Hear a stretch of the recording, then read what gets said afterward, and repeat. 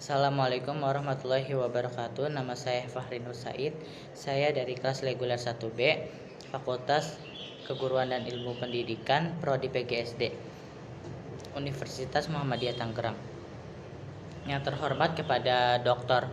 Mawardi SSI MPD. Untuk selanjutnya saya akan membacakan paparan materi tentang aliran-aliran dalam pendidikan. Pengertian aliran-aliran dalam pendidikan. Aliran-aliran dalam pendidikan adalah aliran-aliran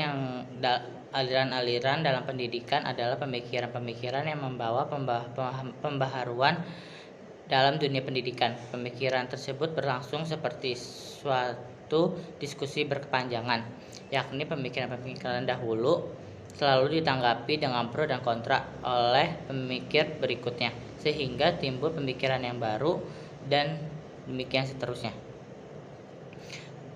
Aliran klasik dalam pendidikan. Pemikiran tentang pendidikan sejak zaman dahulu sampai sekarang, mungkin yang akan datang juga dapat bervariasi mulai dari pesimis dan optimis. Aliran klasik pendidikan terbagi menjadi 7, yaitu aliran empirisme. Aliran empirisme bertolak dari local tradition yang mementingkan stimulus eksternal di dalam perkembangan manusia dan menyatakan bahwa perkembangan anak bergantung kepada lingkungan, sedangkan pembawa tidak berkepentingan. Aliran nativisme bertolak dari Leibnizian tradition yang menentangkan kemampuan dari anak, sehingga faktor lingkungan termasuk faktor pendidikan kurang berpengaruh terhadap perkembangan anak. Hasil perkembangan tersebut ditentukan oleh pembawaan yang sudah diperoleh sejak lahir.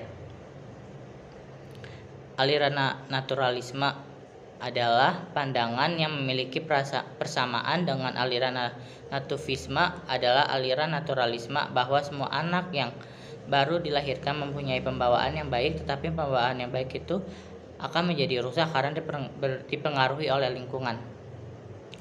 Aliran konvergensi adalah bahwa seorang anak dilahirkan ke dunia sudah disertai dengan pembawaan baik maupun pembawaan buruk. Proses perkembangan anak, baik faktor pembawaan maupun faktor lingkungan, sama-sama mempunyai peranan yang sangat penting. Aliran progresivisme. Aliran ini memandang bahwa peserta didik mempunyai akal dan kecerdasan. Aliran esensialisme adalah menghendaki agar landasan pendidikan adalah nilai-nilai esensia, yaitu yang telah teruji oleh waktu, bersifat menuntun dan telah turun-menurun dari zaman ke zaman sejak zaman Renaissance. Aliran perensialisme adalah aliran ini tentang pendidikan adalah belajar untuk berpikir.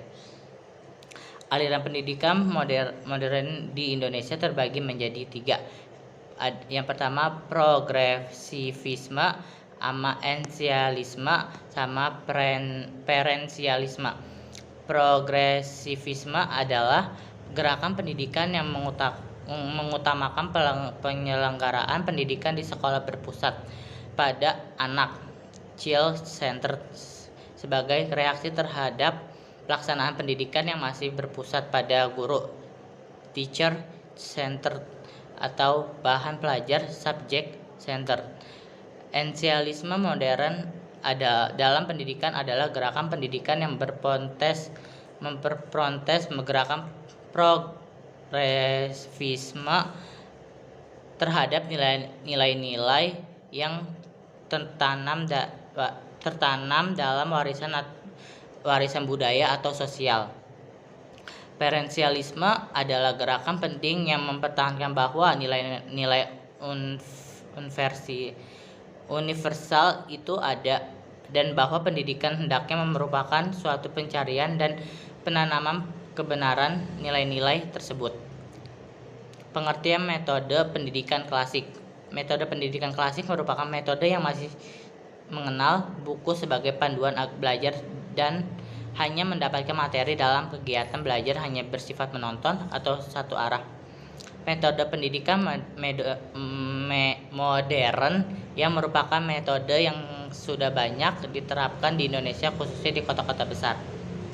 Menurut Ki Hajar Dewantara, tokoh pendidikan nasional Indonesia, pendidikan adalah daya upaya untuk memajukan pertumbuhannya budi pekerti, kekuatan batin, karakter dan pemikiran intelektual dan fisik anak.